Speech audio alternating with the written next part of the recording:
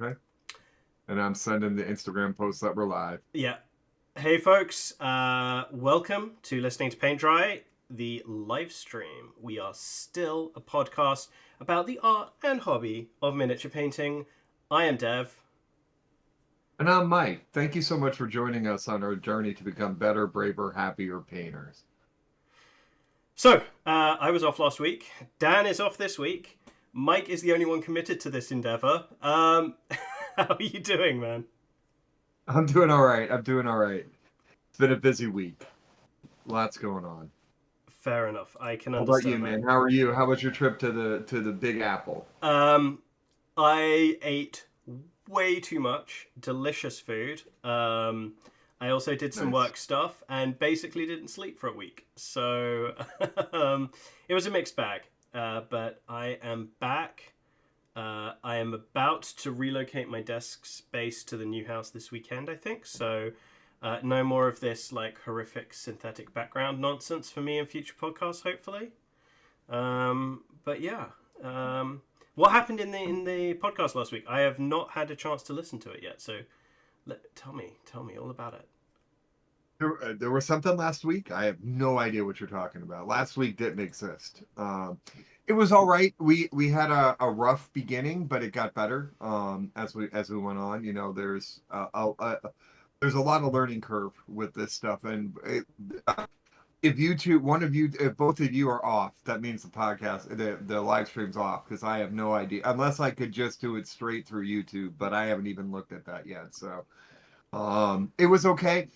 We um had some great guests that were in the chat with us, and we had the opportunity to do the first artist spotlight that we're going to do. We're going to try to do on a regular basis. Kara Curley was who we focused on. Fantastic Reaper mini. I believe you met her at ReaperCon as well. Yeah, Um, yeah.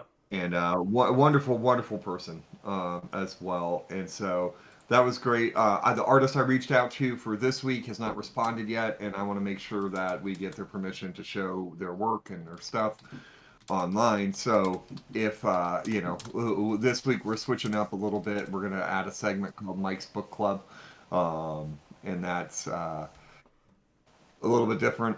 Oh, We'll talk about that when we get there.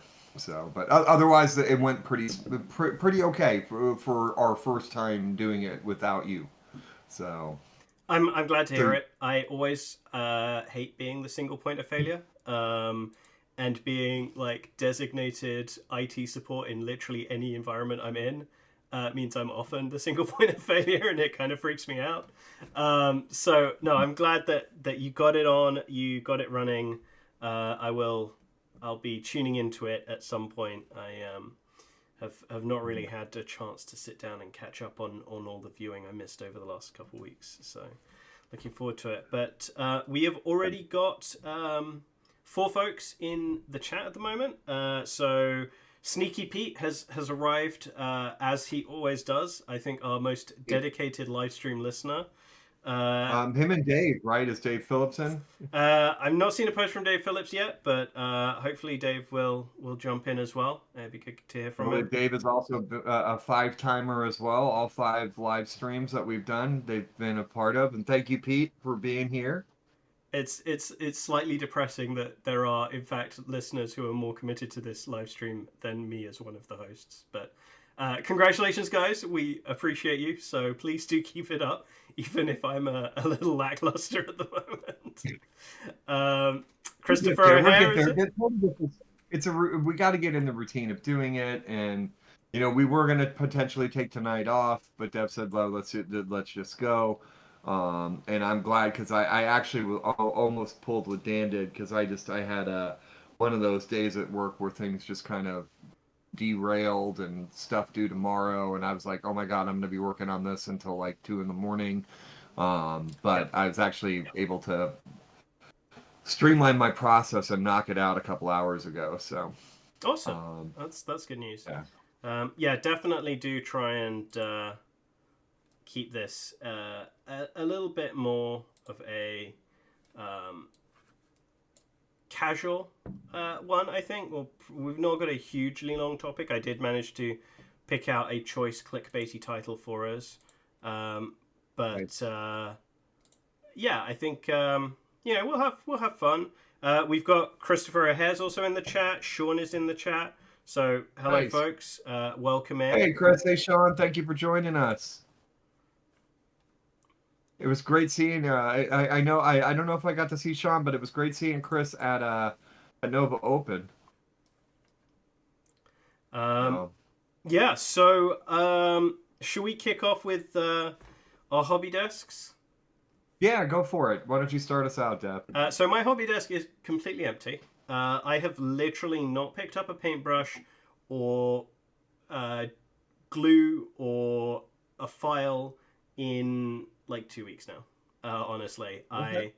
I did a mad rush to get some Arkham Horrors minis finished, which I think I mentioned in the last show, for the RPG group that we have started doing. We played a game with some of those. We didn't get as far as I'd hoped, so not all of those models have hit the table for the game as they yet. But we, it was.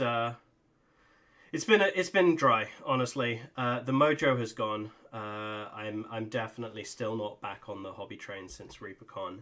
And so the only thing that I actually have in front of me is this little relic blade doodad, which is can't even remember the name of them right now. But this was something that I was working on whilst I was at the table at ReaperCon.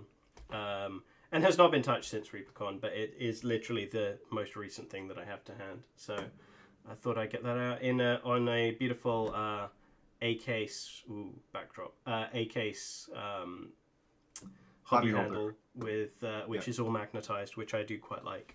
So shout out to Olo for that one.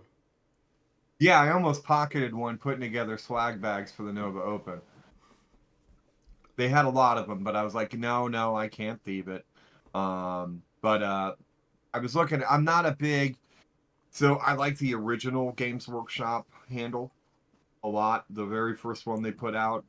I've actually drilled. I have like 4 of them because I had somebody gave me gift cards, and I was like, there was no models I was interested in, and so I used those to buy some paints and some hobby handles, and I drilled a hole in them, and then filled them with sand. And then put milliput in there, and so now they're even heavier, which I like. Nice. I'm more like with a pen, with a paintbrush. I kind of like heavier things than lighter. Yeah. It took me a little bit to get used to the Rosemary and Company versus the Raphael brushes, because Raphael brushes are a little beefier, as far as the handle goes. Yeah. But I now I'm pretty much almost exclusively using Rosemary and Company brushes, Rosemary and Co. Brushes. But yeah, the hobby handle was intriguing. I seem to be the only person in the world that poster tack doesn't always work for. No, it's not you. It's not just you. I mean, I'm constantly painting something and it's blue tacked, and then all of a sudden it's on the ground, and I'm like, awesome. Yep. Or it's on my wet palette now in the middle of a puddle of paint. Yeah. So I've been kind of religious about corks and pins and stuff, like pinning stuff to corks to use them. Yeah, I think. Plus, if I'm with a airbrush, it's a little bit easier to get like the undercarriage of a miniature. Yeah, I think honestly, like the inadequacy of poster tack is kind of like a thing that nobody in the hobby actually talks about. Like it just doesn't work as well as you think. You need about 5 times as much as you originally think you're going to need. You've got to work it beforehand so it's nice and gummy, and then because you're using so much of it, it's covering areas of the model you don't want to cover, and it goes everywhere. And so I think that's honestly why a lot of people do just use pins and cork for so much stuff, or even hardcore nuts and bolts for bigger pieces, right? And just bolt it on. Right. I find if you're magnetizing and poster tacking, that's usually sufficient.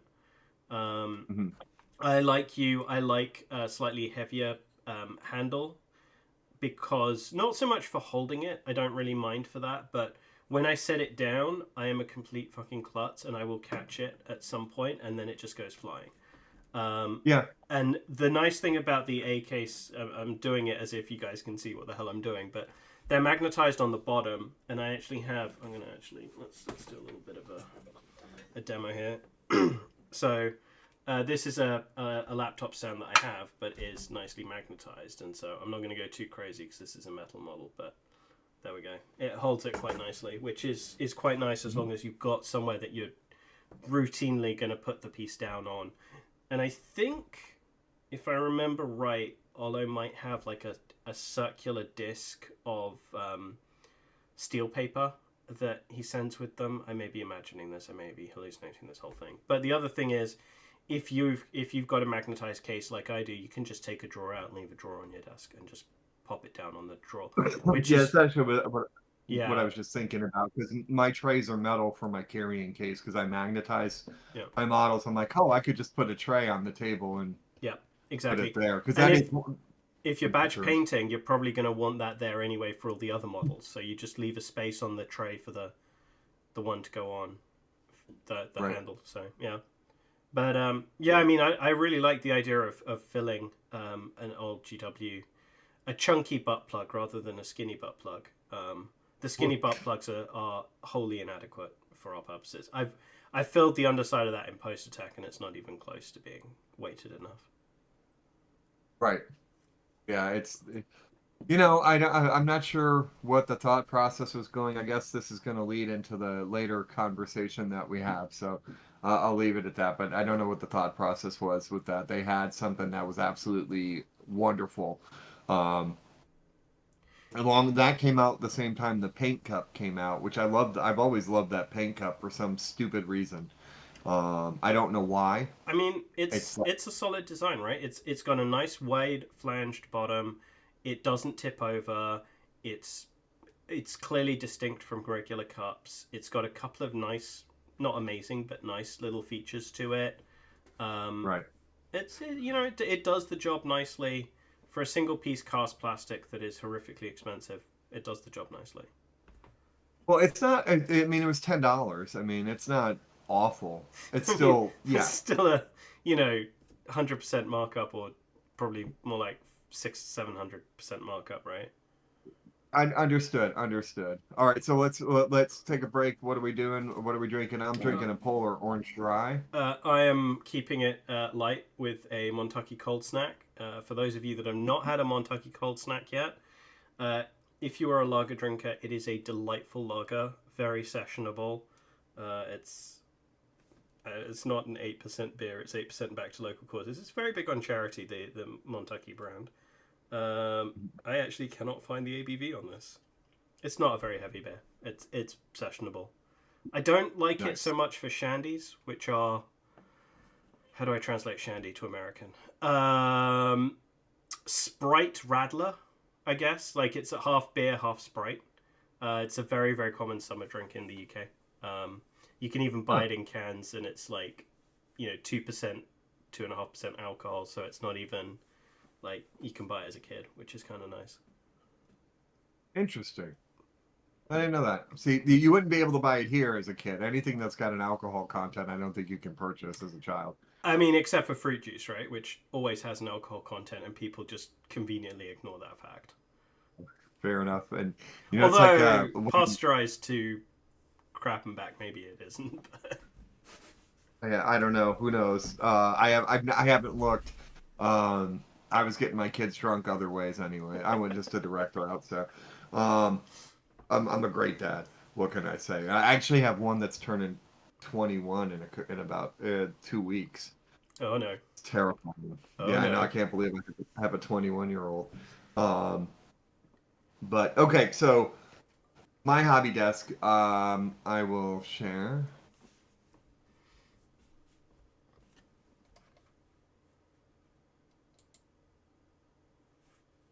Let's start here.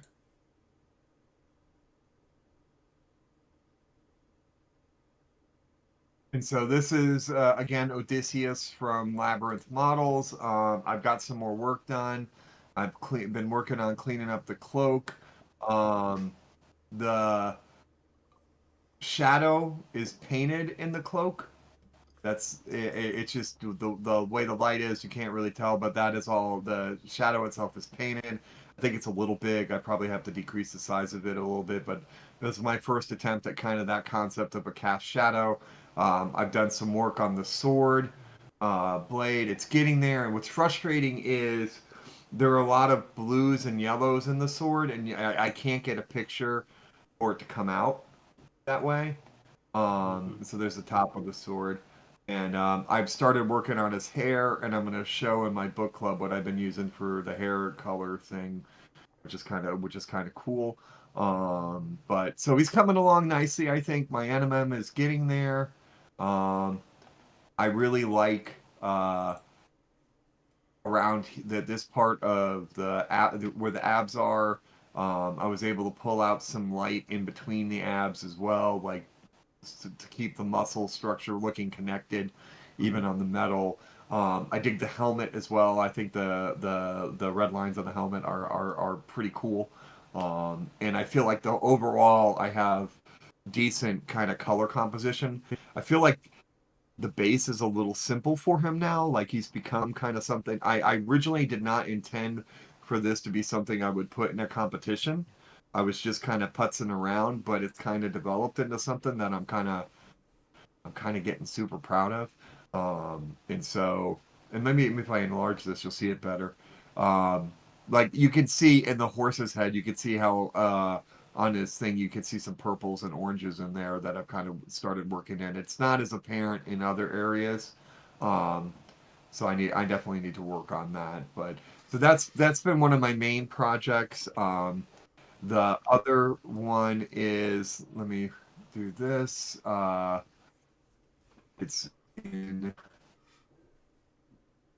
Let me just The show. the I'll just show shadowing on that the cloak, man, is looking fantastic. Thank you, Yeah, thank you. I think the shape is a little off. I think I need to make it a little more curved. I Oh think wait, the biggest thing for me is the amount of shadow from the arm.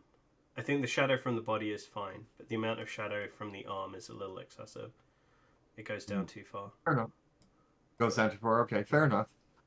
And Um, then I have these gentlemen here, which is these are 60 sailors and pirates, or oh yeah, technically yeah. I remember you it mentioning these guys.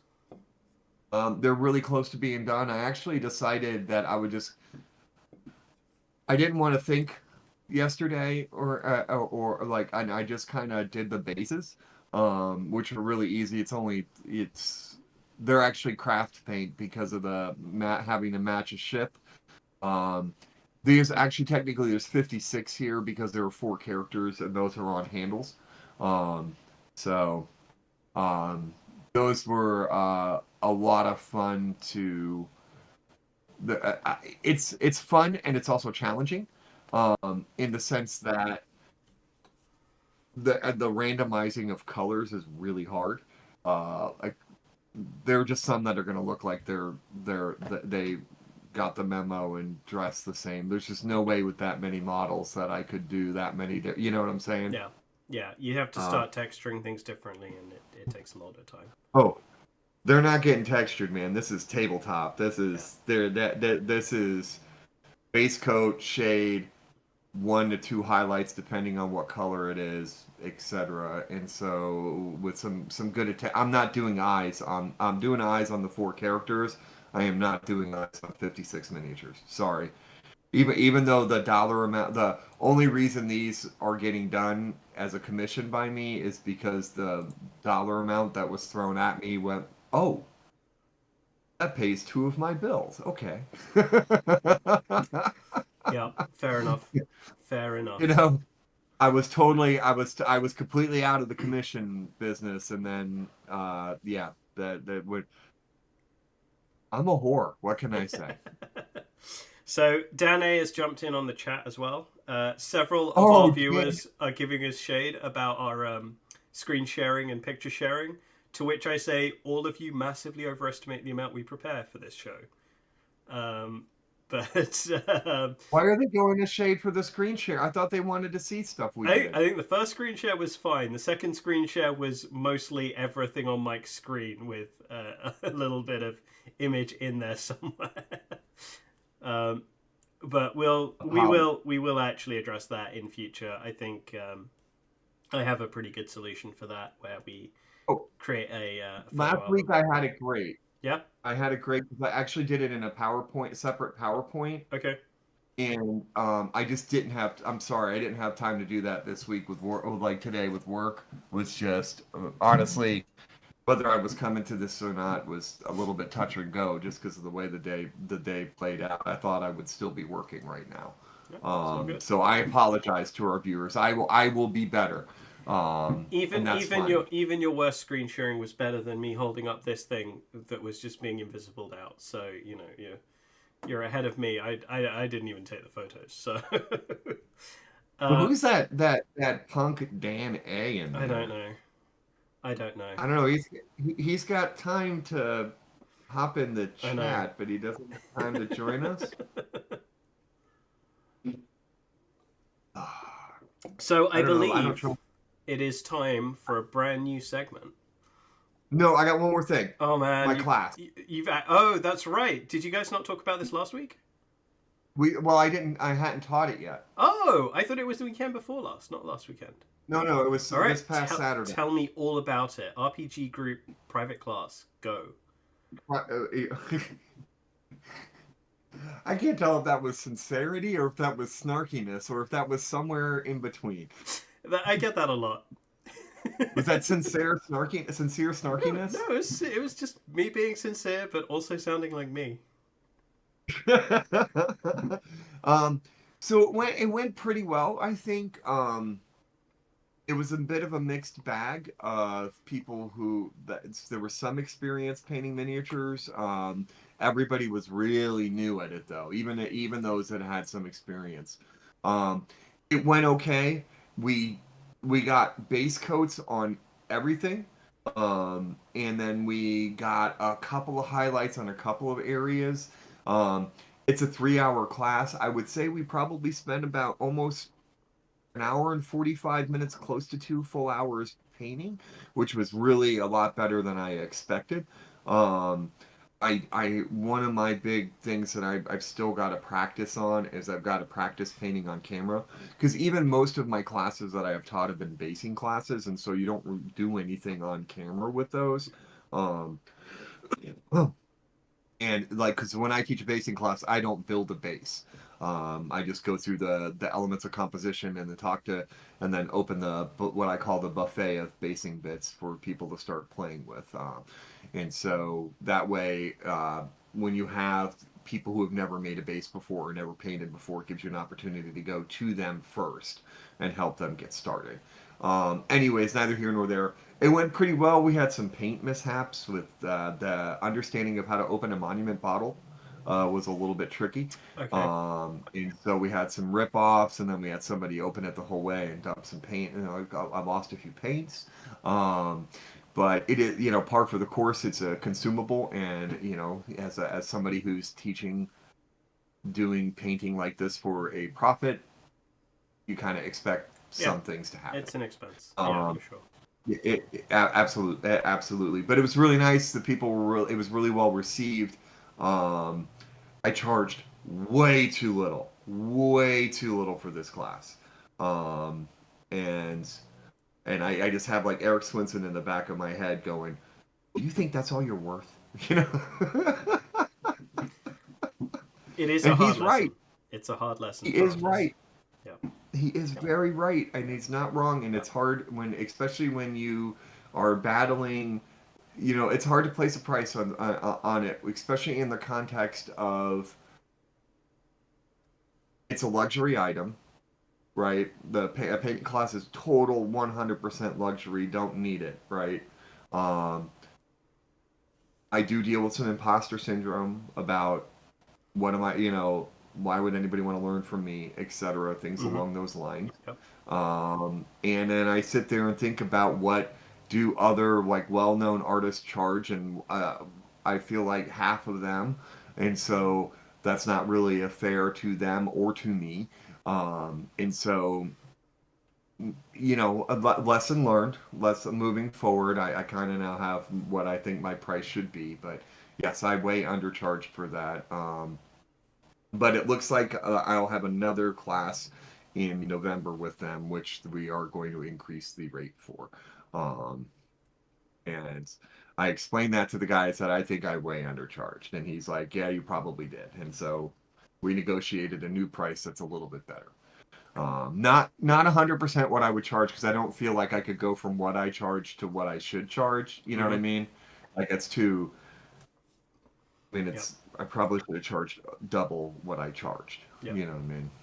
So Yeah. I only charged $60 a person for a 3-hour session, and that was way too low, especially in the context where I provided everything, like from water cups, wet palettes, all the paints, the models. I had the brushes. Like literally, all they had to do was come sit down. The only thing they didn't have was lights, because I only have one light. So, um, of which I've got to replace because the cord got pulled out. From the I mean, I've used this light for like almost my entire return back to the hobby, so I can't argue with getting 6-7 years out of a light. Um, and it hasn't dimmed at all. But the class overall went well. Rambled a little bit too much there. I apologize. Um, but I have I enjoyed it. I was wiped out when I got back.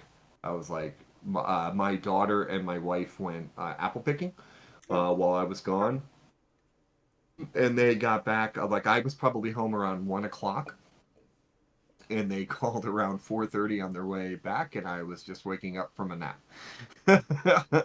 because I was toast. It takes a lot. It's the I don't know how people teach like 2 to 3 classes a day at cons. That's just, besides wasting the whole con away. I mean, I can't even function at just doing 1 to 2 classes. You know what I mean? Yeah. I mean, I find a couple classes is okay. Teaching full day classes and 2 day classes is tougher because Yeah. you've got to be on all the time. At least with even just like a hour downtime between classes is fine to help reset. But when you're teaching a full day class, you're teaching 6 to 8 hours, right? When you're not actually presenting or demonstrating, you're going around every student constantly, right? Like checking in, seeing how they're doing, giving feedback, giving some critique, guiding them on what to do next, and then it's just constant. And by the end of 2 days, it's just you're melted. But you see so much more progress from the students, and that's kind of worth it. It is absolutely, absolutely. And I'll do this really quickly. I'll show a little presentation I don't know if you've that been I did. following the chat, man, but our co-host is throwing some serious shade at us. And I can't see the chat, so Dude, I sent you. Never mind. We'll figure it out afterwards. But um, yeah. What is he saying? it's been half an hour. When's the show going to start? Nice, nice. Mm. You sharing the All secret right. So this sauce, is are you, my friend? what? You're sharing the secret sauce. No, this is just a little bit of what I did. I wanted to show because I kind of went through the agenda, kind of the basics.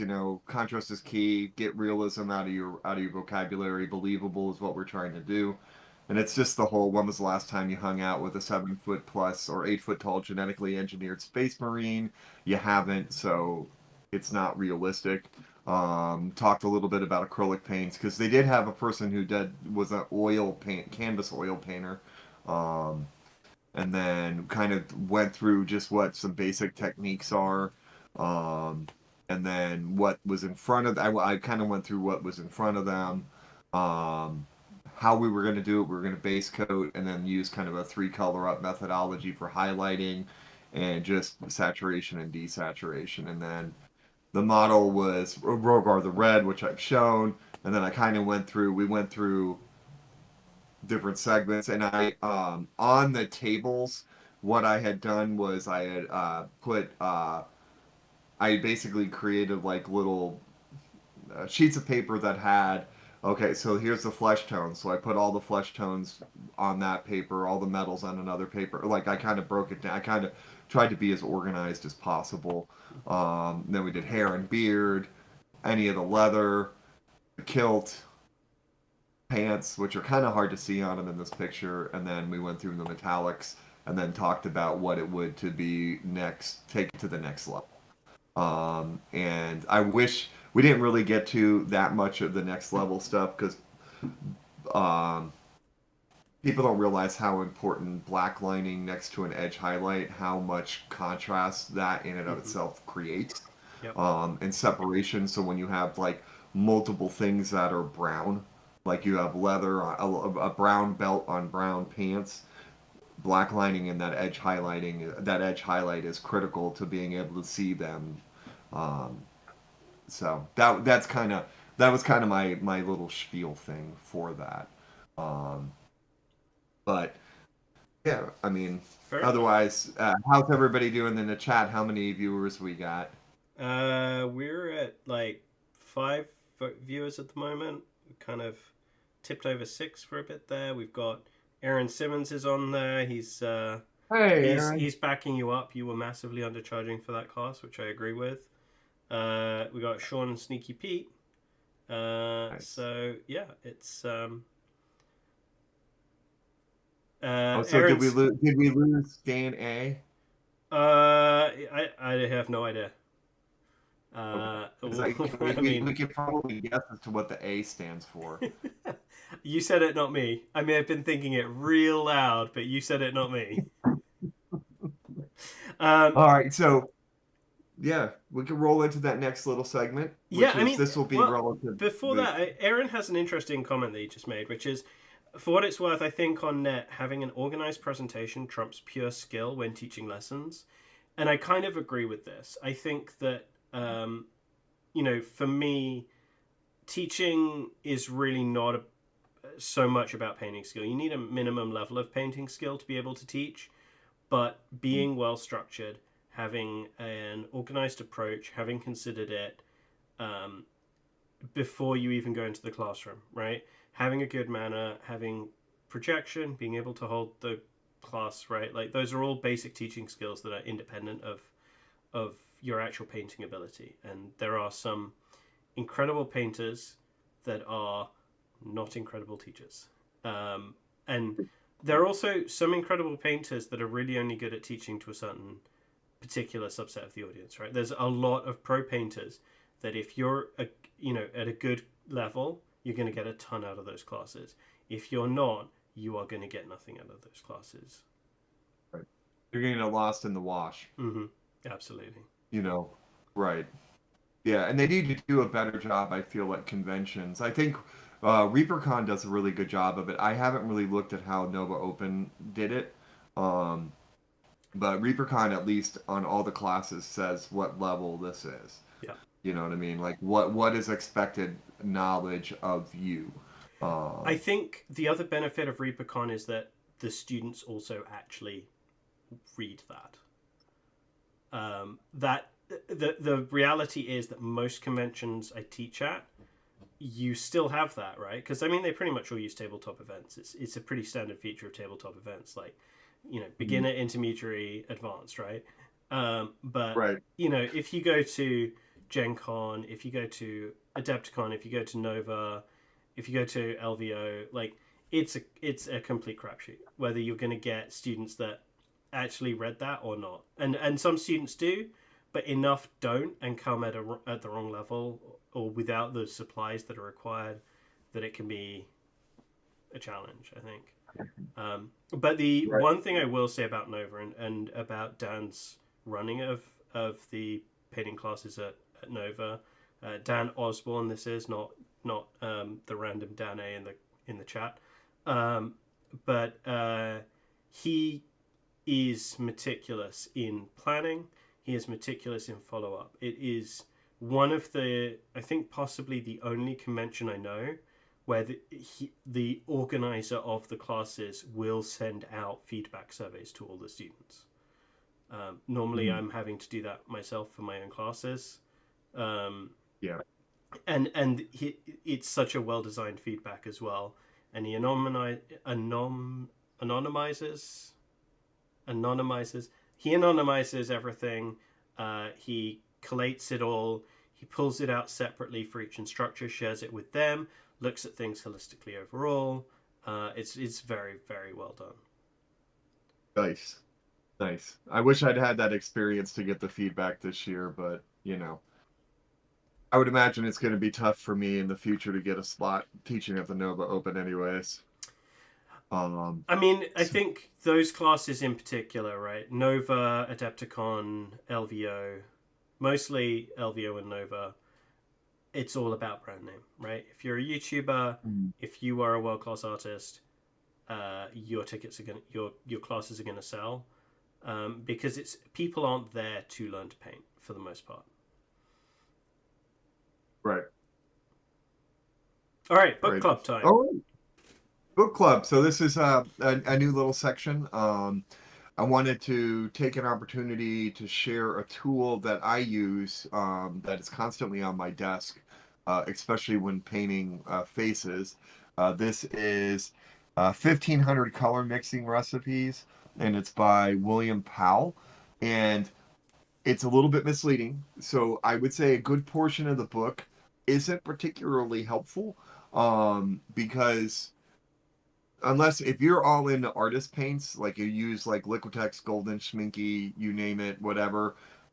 This is great because the colors in there are one-to-one matches, etc. You don't have to do any thought process of model paints. But the things in this book that make it absolutely exceptional are things like there's an easy color, like the color theory section is really good and really explains um, the difference between tinting, toning, shading, simple stuff. But it's always stuff that I know, but I don't always remember. Um, it also goes through the different breakdowns, how to mix paints with. One of the things that I found interesting is using. Um, Often you lose when you start mixing two colors, you lose some of the saturation or the liveliness of the paint. And he talks about how to solve that problem, and it's to use the thing a speck of one up from on the color wheel. And so, like if you're mixing, let's say, like a red and a blue, you could add a little of the color that's above it, a little orange to it to help keep the vibrancy of it together, etc. And so then it of course goes in, like the different versions of the was it tetriotic, different, the breakdowns, different ways to break down color theory. Those are awesome. The best part to me though comes a little bit later on in the book when he does because it goes through landscapes and things along those lines, but when he gets to the skin tones, this book is absolute money. Worth every penny of it. Just in 1 second, my place thing fell. But he talks about how to naturally gray out skin tones. This is applicable to model paints as well. Then it goes through uh, how you can kind of increase vibrancy, where to start, basically how to start when you're mixing your skin tones. And it's a really simple guide. It explains everything.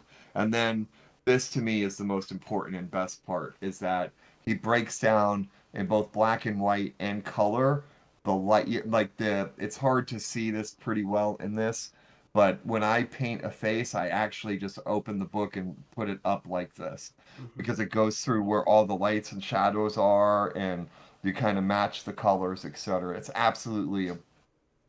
It helps so much in like where to place lights and shadows because I always worry like when I'm painting a female and you start highlighting this part of the lips.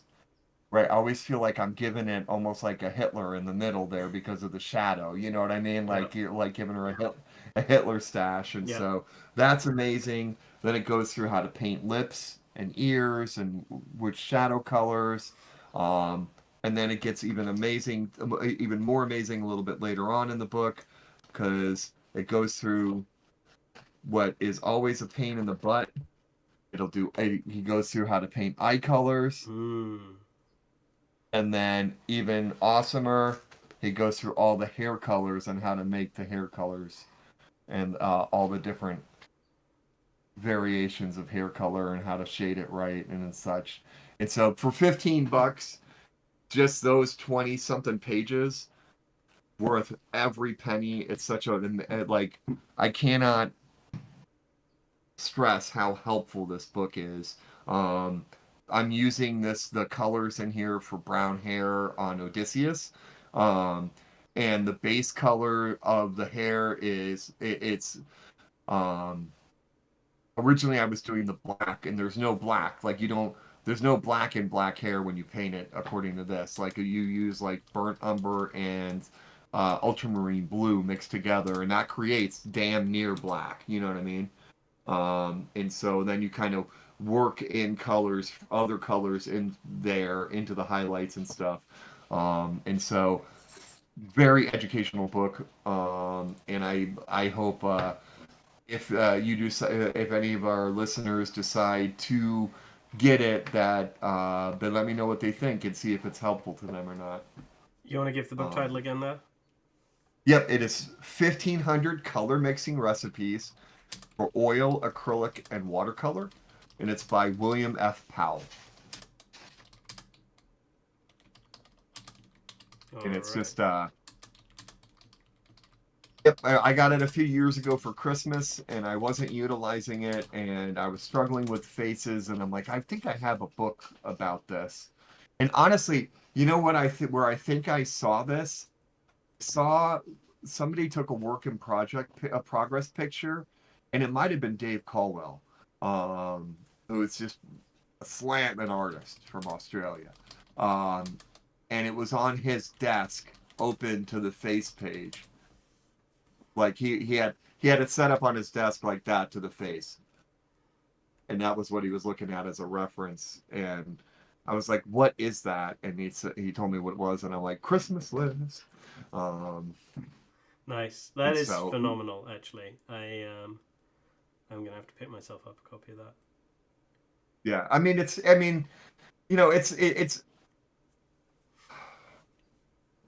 I struggle with auditory listening, right? Like, I'm a person, I have to see somebody do it, then I have to do it myself, and then I need them to smack me around when I do it wrong. Mm-hmm. That's kind of how I operate. Like, that's why a lot of YouTube videos are just absolutely useless for me, because there's nothing on the second side of that. You know what I mean? There's nothing like, it may look like to me what I did, what the painter did, but I know it's not. I don't know if that makes sense, but that's why I struggle a lot with watching YouTube videos and such. I don't get as much out of them as far as that goes. But thank you for letting me ramble about one of my favorite books. I have a few more that are constant references that I'll bring up. I'm not going to do like... oh God, Gurney. Like, I'm not going to do the Gurney books because everybody freaking knows about the Gurney books and such. But I have a couple of more. I have a good debate about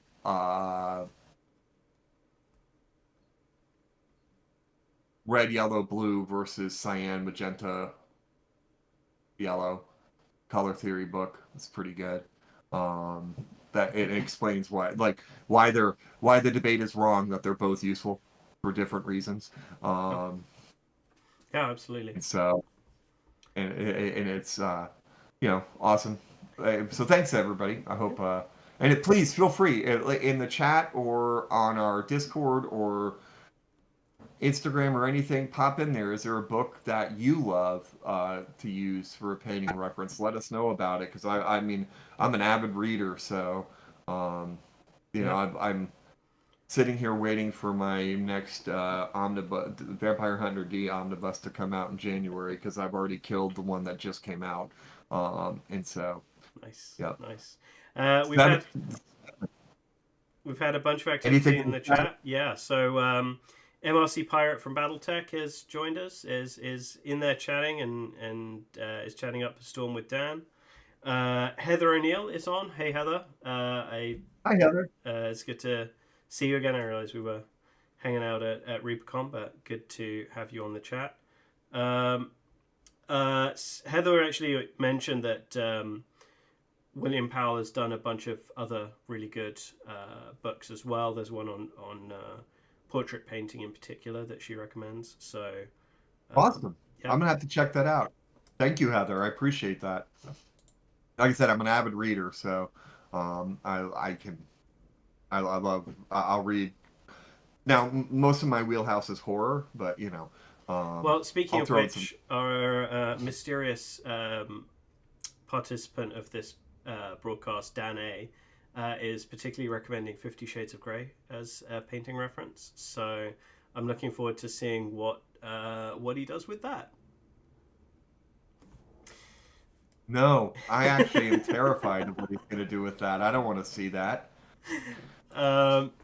So I had a topic for this week. We've managed to fill a good chunk of the nominal hour without even getting to the topic. We could, in fact, hold off the topic entirely, but I'm going to broach it just briefly. No, do it. Let's do it. Yeah, I think this is an interesting topic. So, obviously is Games Workshop about to crash and burn is a little bit of a clickbaity title, but the reason that I kind of brought this up as the topic as something I wanted to discuss for a little while now is because there is I feel like there is a little bit of stagnation in Games Workshop's product and release cycle at the moment. Games Workshop had a phenomenal late 2021 into 2022 during the lockdown. Yep. A lot of people wanted stuff that they could do on their own that gave them the hope of having something more to do when they could socialize and interact again. Painting toy soldiers to be able to play games with other people seemed like a great outlet. It was boom times. And Games Workshop, really, to be fair to them, did a pretty good job of making the most of that and taking advantage of it. It coincided with some fantastic releases, some really great sculpts. It feels like it's been a little bit rougher since then, right? They've lost a lot of their top talent in terms of presenting. They jumped on the streaming on demand bandwagon with, I would argue, limited success. I don't think that is really driving. I mean, it's with limited product. Well, I think that's the driver. But honestly, I think it is very easy to underestimate the need for content on these platforms. How much content you actually need to justify the existence of the platform. Even if it's a specialty thing like this where people are willing to pay a premium for the content, you still need content coming out every week, and it needs to be more than just a monologue from Wade every week. It's got to be more material content than that. Let me just caveat into that too. One thing. So my brother, who doesn't game or anything, he saw the Astartes YouTube video thing and kind of fell in love with the setting of 40K. Yeah. And so then he kind of watched what was available on YouTube, like the Blood Angel stuff. So I surprised him when he came and visited for Christmas last year, and I subscribed to Warhammer Plus, so that way he could watch. We could watch the shows together. 2 days. Within 2 days, we completely cleaned all the fiction shows. Yep.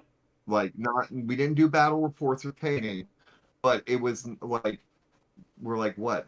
We're done already? There's nothing else? And really, it was really disappointing. Because I thought I liked Angels of Death, but he loved it. He thought it was he thought it was amazing. So there's no counting for taste, but And I think that that actually touches on an even bigger problem with Warhammer Plus, right? Where mhm, Games Workshop went out and poached a load of incredible talent that was creating this mhm, content and putting it out for free on YouTube. And all of that content got pulled from YouTube and put behind a paywall. And all of that content did the same thing that I would argue their licensing agreements does, which is bring in, particularly video game licensing agreements, which is bring in new viewers, right? There are yeah, so many people that saw the Astartes, shorts and were like, "What the hell is this?" and then discovered Games Workshop, and now there aren't. All of that is behind a mhm, paywall, so you have to be in the club already to find out about it. And Games Workshop has a history of knowing how to do this, right? They are mindful that their core audience is like 13 to 18-year-old boys, right? And that is how their direct stores have operated for years, because those boys will see the shop, go into the shop, spend their parents' money, fall out of the hobby in a few years' time, and then, if you're lucky, come back into the hobby in 10, 15 years and carry on spending, right? They understand the importance of that constant adoption by a new generation, by new, younger audiences. And yet somehow mhm. they completely whiffed that on Warhammer Plus. And I think that the boom times of the pandemic, boom times from a business perspective for Games Workshop specifically, has kind of caused them to lose all perspective. And it's frustrating to see. I used to avidly look forward to the new releases. I wouldn't buy everything, but I wanted to know about everything. Um, I would frequently pre-order, and then when the new site launched about a year ago, the pre-ordering process was so frustrating. I basically abandoned it. For a little while, I was Mhm. doing it through my friendly independent FLGS, Herrick Games. But because I was no longer really going to the website to see what was new, even, it's been well over a year since I've really paid any attention to anything new. The closest thing was hearing at some point about the re-release of the Old World terrain, Mhm. the fortified manor and the chapel, and managing to get some of those ordered. But I ordered those after they were already out. I just happened to get lucky and be able to get some before they sold out. Um, Right. I think the sculpts have gotten less inspired. I used to get every warband from Warhammer Underworlds largely because I thought every warband had at least one or two exceptional sculpts in it. I've stopped paying Mhm. attention to that now. I think they're about to re-release the entire game with entirely new rules. But you know, Yeah. it's it's just not interesting to me anymore. Um, we were talking about the Sanguinary God. I don't know if you want to talk about that one, Mike. Yeah, I think so. I mean, I guess overall, one of the, like I'm kind of looking at this at two different perspectives, right? There's the hobby perspective of it and the business perspective of it. I think some of the things that they've done are absolutely brilliant. And I think there are some things that are just some fails. Like the brilliance of the licensing stuff that they do, that's going to keep them in money. You know what I mean? And the success of Space Marine 2 Yep. is a huge boon for the hobby. Two of the four people that painted at my class got interested in doing miniature painting because they play Space Marine 2. And that's introduced them to the world of 40K. They knew about Dungeons and Dragons and they played Dungeons and Dragons, but they had no idea about Space Marines and such. And so I think those aspects of it are low cost, high reward for them. And with licensing agreements, like I don't know how much they have to actually physically put into it financially. Mm-hmm. But the amount of money that they make off the licensing stuff, I think, is a huge boon for their. It's going to keep them at least in the black. Um, Yeah. but you could not. I am in 100% agreement with you. I think we peaked and we saw where it was going after. How many lieutenants are there? Like 15 different Space Marine lieutenants, right? There's just nothing in Space Marines anymore that I like the size of them. I still love Space Marines, etc. And I do dig the size of the new Terminators.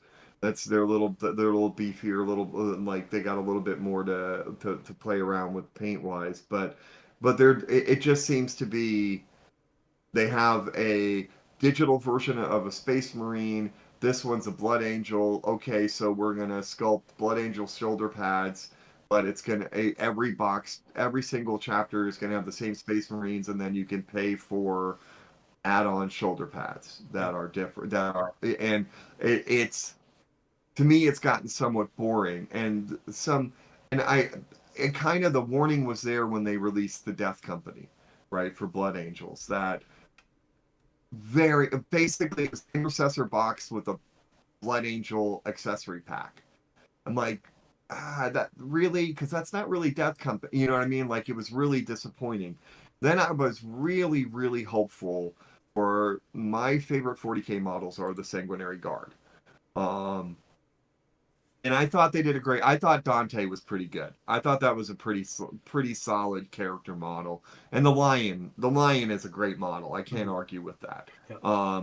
But that's the one-offs. That's their kind of like every. I feel like every other type of release to me is kind of like I am not thrilled with the new Stormcast. I do not like the way they're. I do not like their aesthetic. I don't know. Just something about it just is uninteresting to me. But the Sanguinary Guard, I and honestly, I'll throw this out. Travarian has a video about how to fix the Sanguinary Guard, and he is dead on when he's like he wanted to be a fly on the wall and see what that thought process meaning was about the Sanguinary Guard, and said, well, what about the wings? Oh, well, let's just give them flaps on their jetpacks, right? Things that were iconic about them. There is nothing special about these guys, Yeah. right? I mean, there is not like there is very, very little difference between a Sanguinary Guard and a jump pack and an intercessor. Yeah. And that's heartbreaking because that was a huge opportunity that they had to really, I mean, just to really to be creative and such. And so I feel like in a lot of those things, I think you're right. They're almost some of it. They're like kind of mailing it in. Yeah. Okay, well, we got this production schedule, so we got to keep it going and such. And we do get occasionally, you do get crazy, awesome sculpts. There was a Middle Earth sculpt that I saw the other day. That was one of the new ones. I was like, oh, that's pretty good. I haven't said that in a while about a Lord of the Rings sculpt. Um, and so I thought the Nurgle Blood Bowl team looks good. Yeah. I thought that was an interesting, and so you kind of get hits or misses, but I Yeah. feel like in 40k these days it's just mostly misses. And you're right, they don't feel as creative as they were, and maybe that part of that is losing some of that talent Yeah. that they had. You know what I mean? I And think like so. Yeah. the and so if you look back in some like things like if you look back at Alfonso or Banshee's um, Facebook group, he used to sculpt for Forge World. There's all these amazing faces that he sculpted for Mm-hmm. Space Marines Yep. that never saw the light of day. Yep. And we're like, why? Those are amazing. You know what I mean? But they didn't fit that. Okay. So Space Marine Head 1, normal. Space Marine Head 2 has a bionic eye. Space Marine 3 has a bionic eye and a scar over the other eye. Space Marine Head 4 has head, like Yeah. these are and it's kind of like insert this into every Space Marine pack, and it's just like ho hum, you Yeah. know. I think so. I mean, a lot of kind of comments that are agreeing. Christopher O'Hare was agreeing with you on the Warhammer Plus thing. Just underwhelming content, um, and was getting it solely for the models, same as Sneaky Pete. And that was the only reason I signed up for the first year. And none of the models since then have interested me enough to drop $80 on a subscription. Right. Dan A, whoever that might be, is saying too many releases coming too fast to keep up with, changes for rule sets coming too quickly. Yep. It's, totally agree. MRC Pirate is saying, there's just a lot of content, a lot of treadmill, and also an interesting comment from MRC Pirate, right? Post pandemic, trying to get back in for the first time since third edition. Loved the Sisters of Battle. That was just one box and it went away. I disagree on that one a little bit because I do think the old world has also somewhat been able to hit that niche, but I agree there have been a lot of opportunities that they've missed. There's not been a consolidated, concerted effort on the Eldar front. I know Eldar were never a big seller, but there's a lot of nostalgia built up for those now. If you re-released a full Eldar army, that's you lean into that FOMO that Games Workshop is so good at. Make them like a limited box set. Lie to your audience. Put them out a year later anyway, as you're going to do. We all know that. We've just been seeing that with the Battlefleet Gothic miniatures that have been dropping on like kind of more standard releases now. Nothing that Games Workshop does is actually truly limited. Is what we have learned at this point. But it would have worked great, right? You could have done the same thing with Imperial Guard. Yeah. Yeah. Yeah, I mean, it's an interesting conversation. I mean, they're the best plastic out there. I mean, I haven't seen any like. But not by I've much tried anymore. I feel that like they are still the best, but I feel like it's getting closer, right? Malifaux has been biting at their heels. I actually thought the gap. Oh, I'm sorry. I'm sorry. Oh, I said What did you say? Malifaux have been biting at their ankles for a while, with some gorgeous Yes, plastic. but Malifaux has two major things going on. First, when when somebody said to Malifaux model makers, they said, "God, GW models are fiddly and hard to put together." Malifaux said, "Hold my beer," True. right? And like their models can be incredible, and they're like, you know what? Let's not include instructions, right? And so then you have to go online to find their instructions. I get cost savings, etc., but still, I mean, like there are models for Malifaux that I have that are half put together that I'm like, this is just not even worth the time to put them together. The second thing is Malifaux models. They're starting to go the Siocast stuff too. Like I was hella disappointed when I bought the Iconic at one of the Iconics 2 years ago at Adepticon. The boy in the roller in the mine cart with the teddy bear monster behind him. Mm-hmm. That is Siocast. That stuff is crap. Mm-hmm. It is hard to get rid of mold lines. You can't sand it. You've got to cut. You've got to use a knife, which damages the model. I mean, it is like somebody said, you know what? Let's look at Reaper Bones and see if we can do that. Which are just, Yep. the original Reaper Bones. If it's got a mold line, it's that mold line ain't going anywhere. And so Yep. I feel like, and BattleTech has the same problem that they use Siocast in those model. Like, I give up I mean, on BattleTech yeah, models. I You agree. know, I agree. I'm in the same boat, but we are, I think, a fairly niche audience, right? We're not trying to get an army to the table. If you want to get an army to the table and you still want high quality, high density polystyrene, there are still, like, I would say War Cradle Studios is pretty close to Games Workshop at this point. With War Cradle, is that the Western game? yeah, and also Dystopian Wars. They bought the license from Spartan Games. I I cannot remember the Well, name that's of it. what's heartbreaking too, is because I like the models. I have quite a few Wild West Exodus models. Yep. I like those models, Yep. but I haven't seen a new release from them. And I mean, for Wild West Exodus, not so much, but they've got Dystopian Wars has been putting out constant flow of models. They've just split into a uh, land battles spin-off of Dystopian Wars that I am blanking on the name of right now. Let's see if I can find it quickly. that's here. I'll throw this out too. The Armored Clash. GW game, if it ever comes out, which I don't. There's two things that I will go whole hog on.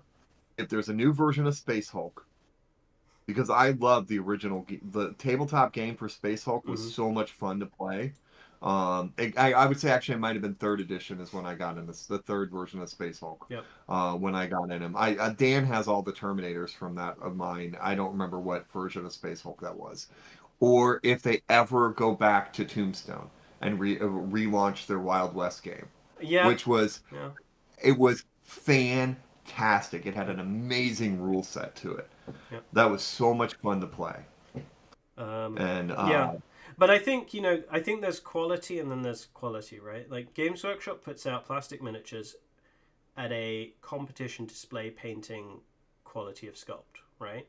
Now, the right, reality is that most competition display painters no longer really work in that scale outside of trying to get the Slayer Sword or Golden Demon, right? Because right. in every other contest, you're better off painting a bust or 54mm or 75mm larger scale figures where you can showcase more talent. Um, there's still some scope for it, and there are other miniatures companies out there that also put out good quality models for that kind of thing.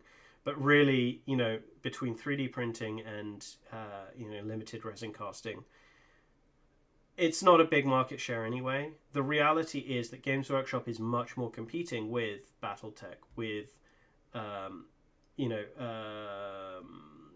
War Machine, Warmahordes, with those gaming companies, gaming miniatures companies, right? And the quality is to Games Workshop's advantage, but I would say that advantage, despite the gap in quality remaining the same, the advantage is slipping because everything else is to a quality where people are actually pretty happy with it. They are, if it's a face, you're able to paint it up with limited skills and still make it look like a face rather than a potato. And I think that is something that Games Workshop is maybe missing a little bit, especially with the advancements in 3D printing and with the challenges that that's going to provide to them. It's how good do you need the models? Is better? Well, yes, but is it better enough? I don't know. I think they're starting to see diminishing returns on that. But also, It's a lot better of necessary. a lot of the time, I honestly believe that the sculpts they're putting out do not live up to the quality of the casting they can do. We talked about the Blood Angels, right? I think the Chaos Dwarves for Blood Bowl was a nice release. I thought those models were nice, but they weren't massively inspiring to me. And for me, it was mostly hitting me in the nostalgia feels. And even then, I didn't buy them.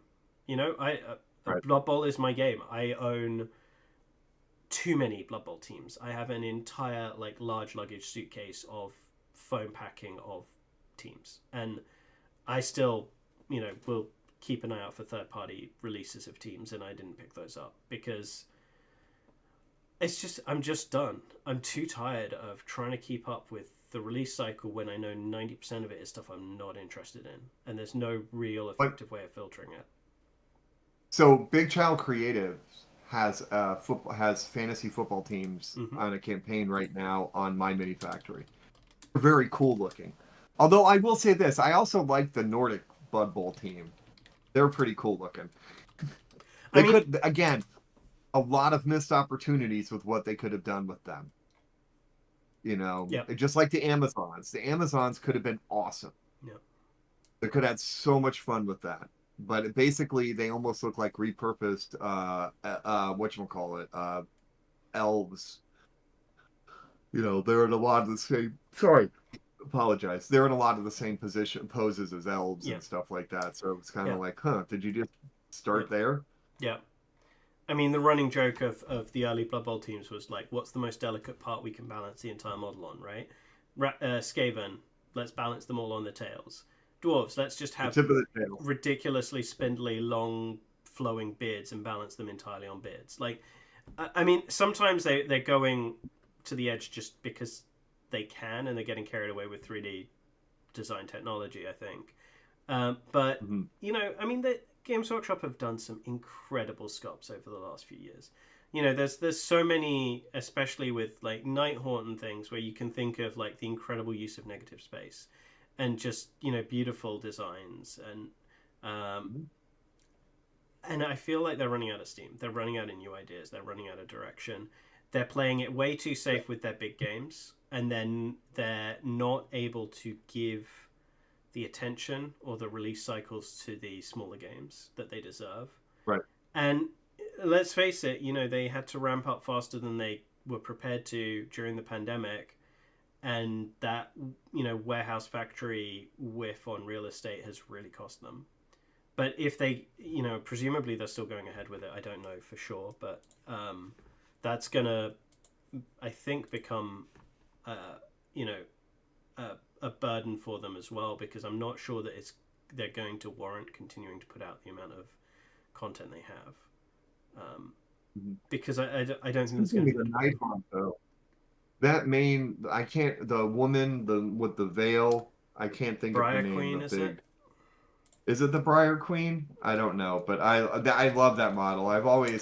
It's always been in the back of my head whether I was going to grab that model or not. And I've got too many large Games Workshop models that I want to paint that I haven't put paint on that I need to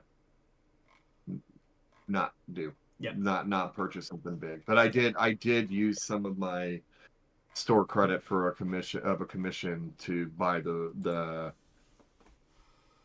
Sanguinor because I do like that model and I have an idea for it. So, and Nice. that's now where I am, right? Like if I have an idea plotted out for something, I will take the plunge, but otherwise, Yeah. I think I'm not even printing stuff that I'm not even printing stuff that I like. I'm only printing stuff now that I'm like, okay, I know I'm going to put paint on that. It's here we go. Yeah. You know. I think you may have been thinking of Lady Olander, Mortark of Yes, Ruth. Yeah. Yeah, beautiful sculpt, it's right? a big model. Yeah. Briar Queen is from One of the the war game. bands. Yeah, one of the Warhammer Or Underworld's war bands. Yeah. Underworld. Yeah. I Yeah. mean, I think so. The other perspective on this, which I wanted to touch on, right, is looking at Games Workshop's market price, right? Because I think this is easy to forget as gamers, right? Games Workshop is currently not quite in the top 100 biggest companies in the UK. It's about 107, based on market cap, right? Its valuation is in excess of £5 billion. Maybe US dollars. I might be speaking US dollars. I'm speaking US dollars. It's in excess of $5 billion US dollars for a games company. Is it really like near the top 100 biggest companies in the UK? Like, is that a fair valuation of it? I struggle to believe it is. I mean, I know it's a big company, right, by our industry standards, but if you look at the companies around them, right, you're talking that the next company that they have to overtake is EasyJet, which is like a massive budget airline company in the UK that's currently market cap just like 5.14 billion US dollars. There's in the same kind of collective, there's Fraser's Group, a massive retail company, British Land, Noble Corporation. These are like huge companies that have been around for forever. And I think that there's a little bit of tech stock idealism going on with Games Workshop because they license to video game companies. And I think that the licensing to video game companies is not particularly great for them for driving revenue. Space Marine 2 is going to be an exception there because it has done exceptionally well. But as you said, right, it's very low risk and it's moderate returns, right? Which is easy wins. But the benefit has been then being able to draw in a new audience into the physical thing, because with the physical models, they own basically the end to end of that chain, right? They do everything in house, from manufacture all the way through distribution, and in the case of like outside of the US, a lot of the rest of the world, retail as well, right? So they are getting 100% of the profit margin all the way down the line, which is, I mean, that's pretty rare in retail, to be able to secure that bigger percentage of your profit margin is of the overall profit margin on a product from, you know, fabrication through to final retail. You normally have the manufacturer, maybe the assembler, distribution, transit, retail, right? Like there's a lot of slices there, in Games Workshop's just hoovering that whole thing up. But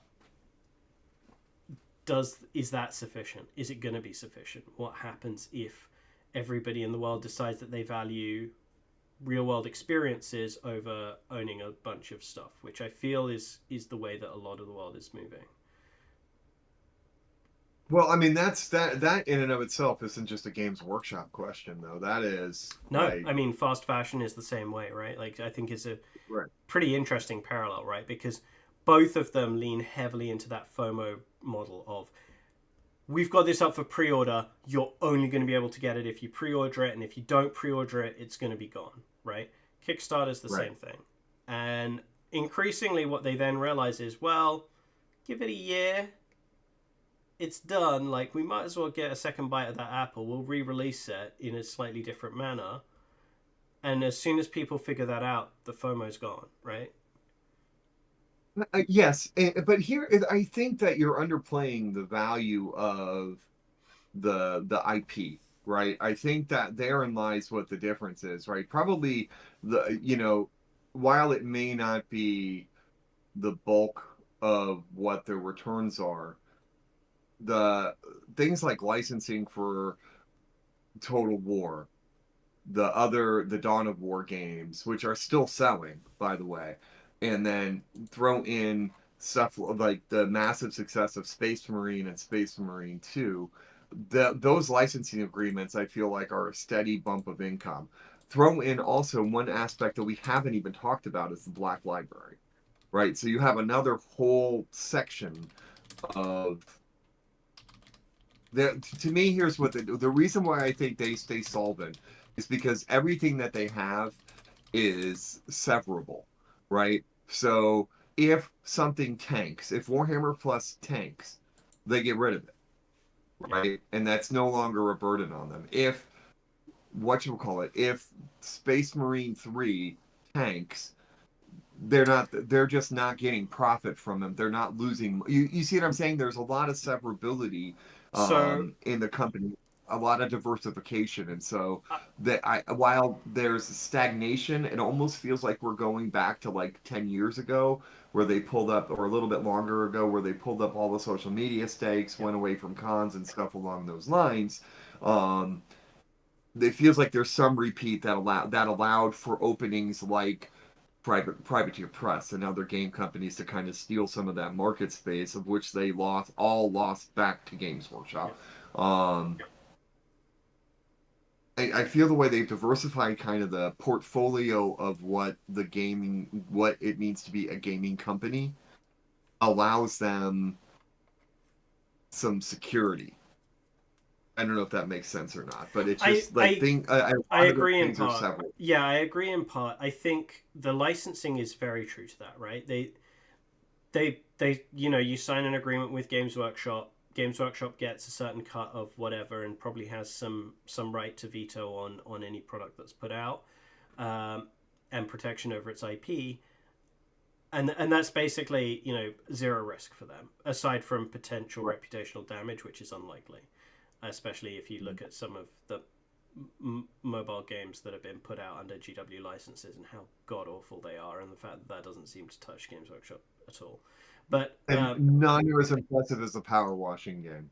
well, you know, that was a masterpiece. I hate to say it, but that really was a masterpiece. When It when you was. I can was actually like, this is brilliant. when you can, you know, generate a line of video games where you build your computer in a game on your computer, and then you start cleaning stuff for fun. Like, just get all the IPs. Absolutely do it. It's just margins at this point. But I think your argument about Warhammer Plus is a little mistaken, right? Because the opportunity cost there is pretty high, right? You've Agreed. sunk a But huge it's amount of not. money into making that happen.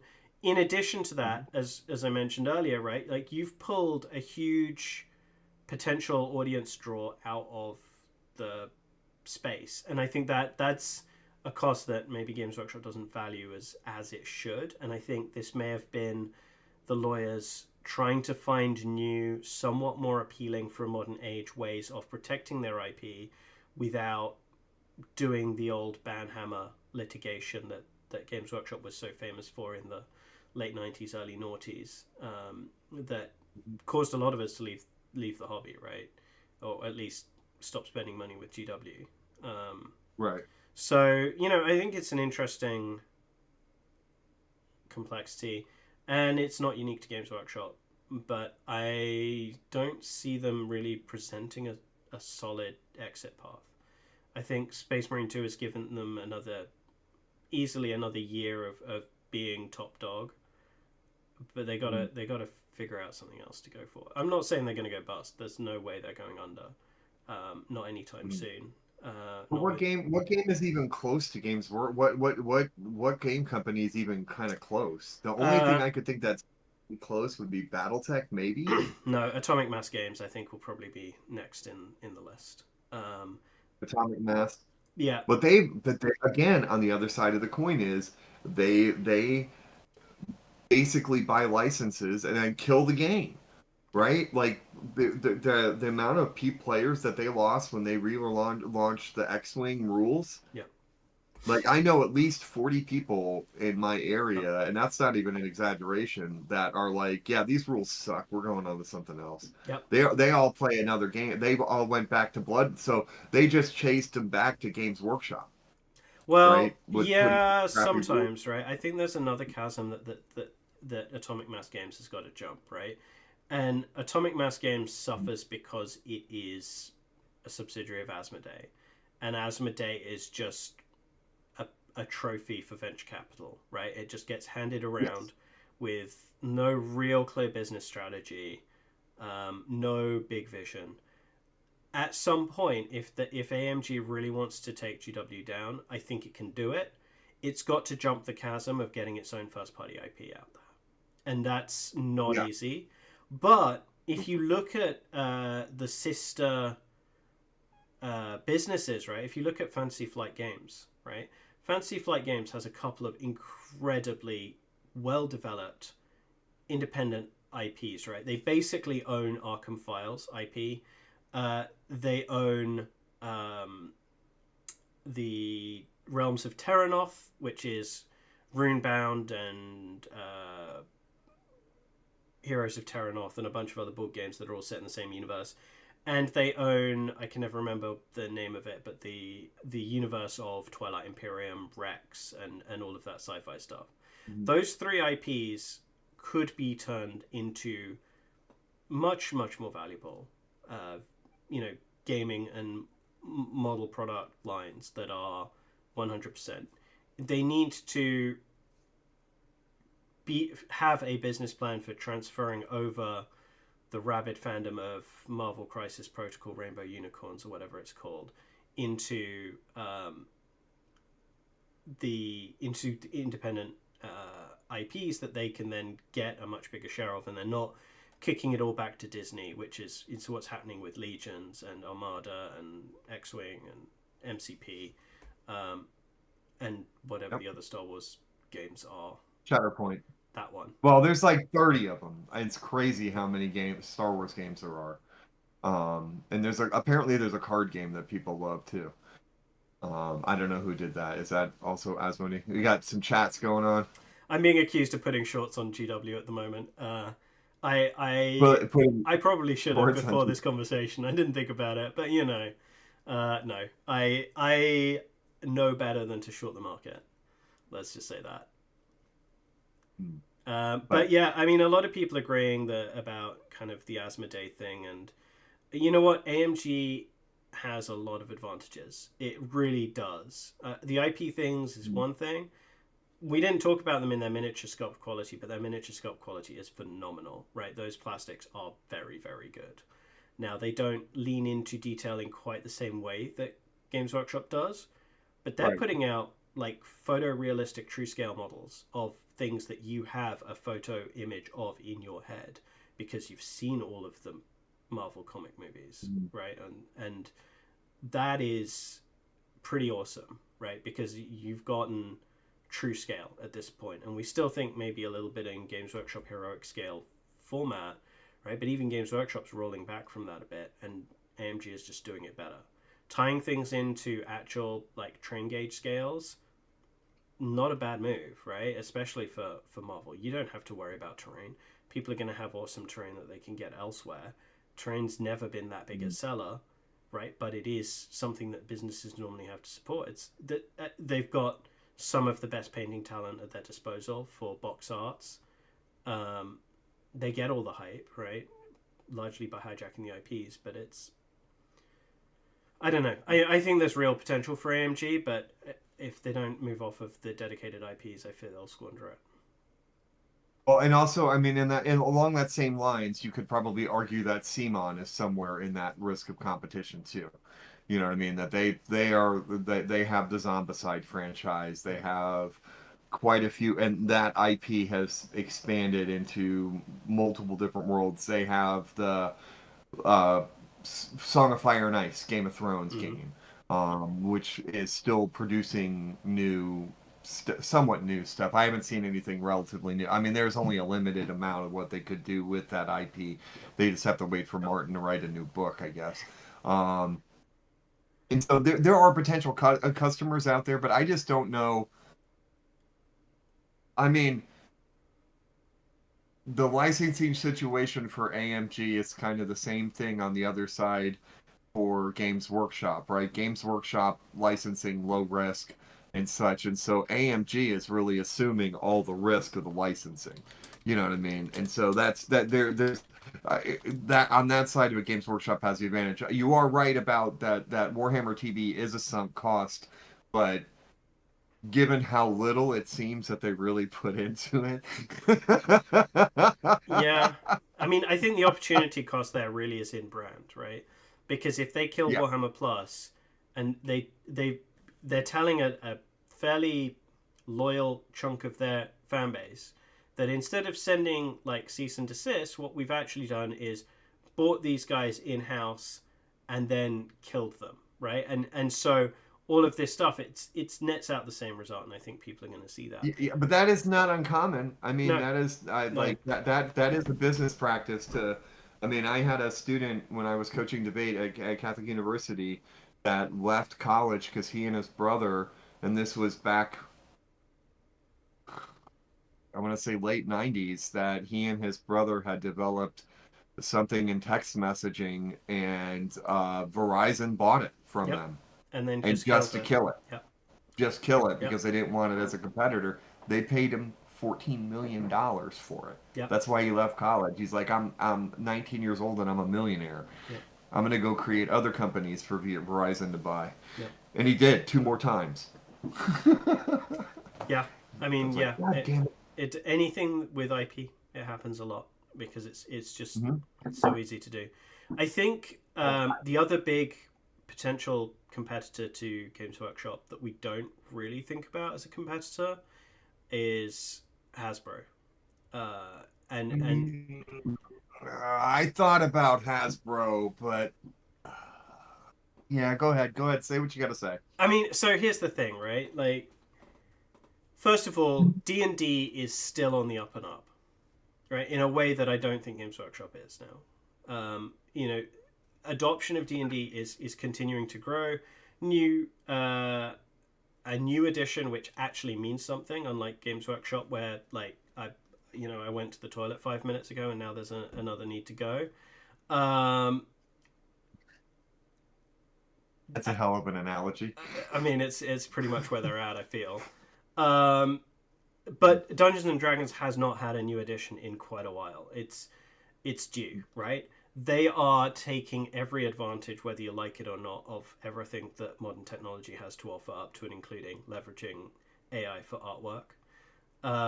They don't you don't get maybe the same constant sales on D&D as you do on uh, Games Workshop stuff, because you buy the books and you're quote unquote done. But I think they're going to change that, right?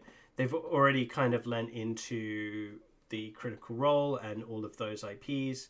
I think they're going to start putting out physical models. The new edition leans a little bit more that way, not as aggressively as fourth edition, but they've kind of gone back towards that direction to justify and to value that. They're moving into the digital space in a really interesting and effective way. And also, they still have Magic the Gathering, right? Like, I mean, another IP that has legs, has value, could potentially be twisted over into an actual physical war game, which I think would be super interesting. And then if we go on in a whole other tangent, there's Bandai, who is just going from strength to strength. Um, I don't see. Okay, Hasbro already owns Wizards of the Coast, right? Mm-hmm. And so, um, and they almost killed D&D, right? Right from the beginning of it, they almost killed it Mm-hmm. with that the whatever the fair use agreement, right, or the licensing Okay, agreement that that they wasn't put right from the out. beginning. That was yeah, but yeah. So I mean, here's the thing though, right? That's what the new edition has done for them. Is they've basically been able to get the same outcome without the same outcry. From a business perspective, it's genius, right? Because all you're doing is you're putting out a new edition. You're not necessarily invalidating the OGL, but you're making it significantly less useful. You're putting out an edition that doesn't piss off a load of people, right? Which is because Mhm. this whole drama played out before when they moved from third ed to fourth ed. That's the reason that Pathfinder became the hit that it was because a bunch of people said we don't want to leave 3.5 and go into a miniatures heavy, you're just trying to force us down this combat all the time route, and basically kept 3.5 alive, right? um, I think Right. they've done this a lot better this time. They've been pretty astute about it. But I have severe trust in a company that is constantly has to get lucky to get bailed out. And so let's be honest. Hasbro has almost died so many times, and they've gotten lucky from a relaunch of My Little Pony. They got lucky from a Transformers and My Little Pony each have saved Hasbro at least on 5 occasions, right? Where the company was literally on the brink of being bought by Yeah, others. I think And so, I would argue that's good business practice, right? They understand the value of diversification, right? They're well diversified. no, no, I think you're misunderstanding. Like, they got lucky because things took off, right? They got lucky that the new version of My Little Pony took off the way it did, right? If you Um, have your hand in every genre of children's entertainment, it's not that surprising that at least one of them is successful at any given moment. but they were launching turds for a while. Sure. Like literally, like everything they were producing was crap Yeah. for way a long period of time. And a lot of they were recycling board games. They were recycling the same toys. They're doing it again with Transformers. The Transformer stuff that they're putting out has been put out since the second Transformers Bay movie has been shit. And the only stuff that has been good that has come out has been licensed stuff by like Takara Tomy, who owns Transformers in Japan, right? And so there's a lot of I just there's it's a company that always feels like they're one misstep from something, and like I said, they almost stepped right into it in the beginning well, not well, maybe it wasn't right at the beginning, but it was certainly when they were redoing that agreement like that was going to be the resurgence of I was like, holy shit, here comes Pathfinder 2. You know what I mean? Like here comes this is exactly what Games Workshop that had a situation, and then all these other companies stole away market share, you know what I mean? And Yeah. so I can see what you're saying. As a company in and of itself, yes, probably the size of of Hasbro is probably bigger than Games Workshop, Oh yeah, right? I'm pretty sure it is. But Yeah. it's it's also a Coke Pepsi thing, right? Coke mostly does just sodas, and it's not even close to the same size as what Pepsi is, right? Because Pepsi owns Frito-Lay, it owns Yeah. restaurants, it is Yeah. a very diverse portfolio. So saying which company is bigger is a little bit of it's an apples to oranges comparison. Sure. Um, But I think which company is more secure? I'd argue Pepsi. I mean, it's hard to believe Coke going down. I think it's a little hard to believe Games Workshop going down. But Pepsi is a safer company because it's so well diversified. Fair enough. Yeah. Fair enough. Um, All right, are we got anything interesting in the chat before we head out? we've been having a few streaming issues. I think so. Folks have been having some trouble. That's because I live in the middle of nowhere and have sucky internet, and unless we can get Dan back, that's probably going to be the case when he's absent. A few folks talking about Transformers GI Joe collabs that have been dropping recently and getting them.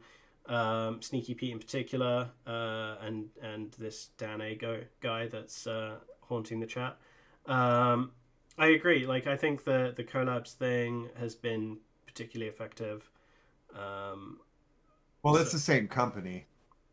yeah, They own GI Joe and Hasbro sure. GI Joe. Well, and yeah, Transformers. Hasbro owns the GI Joe IP, right? But the concept of Yeah. leaning into that nostalgia has been hugely effective, right? And I think we're seeing that everywhere at the expense of actual new content. And I wonder where we're going to go in like 10, 15 years' time with that, because there's not going to have, you're running out of nostalgia to lean into, right? It's just going to be rehashes of rehashes of rehashes with people that have stopped caring. What really And hits the next generation? Because, I I mean, if have a you, trivia question. oh yeah, Who was the comic book artist that did the first GI Joe Transformers crossover? is it a name I'm going to know? Because I'm not great with comic book artists. All right, I would hope you would know this name. I'm going to pull the hyper obvious Stanley card. Nope. Last name is correct, but not the first name.